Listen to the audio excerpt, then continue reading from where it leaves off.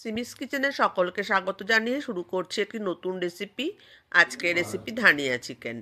500 gram chicken নিয়েছি, আদা রসুন পেস্ট, টক দই, লবণ ও সর্ষের তেল দিয়ে মিনিট 10 জন্য ম্যারিনেট করব।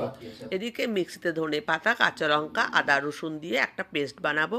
সেখান থেকে হাফ পেস্ট দিয়ে এই ম্যারিনেটেড চিকেনটার মধ্যে আরও 10 মিনিটের জন্য ম্যারিনেট করতে দেবো। কড়াইতে সর্ষের তেল নেব, তাতে গোটা গরম মশলা ও তেজপাতা ফোড়ন দিয়ে মিডিয়াম সাইজের 3টে পেঁয়াজ আমরা এখানে একটু ভাজা ভাজা করব। আর তাতেই দেব ম্যারিনেটেড চিকেনটা। ঢাকা দিয়ে জল ছাড়াই চিকেনটাকে ভালো করে কষিয়ে নেব। আর চিকেন কষা হয়ে গেলেই তাতে দেবো স্বাদ মতো লবণ আর ধনের গুঁড়ো। ব্যাস, একটু কষা হয়ে গেলেই বাকি যে পেস্ট ছিল সেই পেস্টটা দিয়ে কষাবো। আর এই সময় দেব টক দই।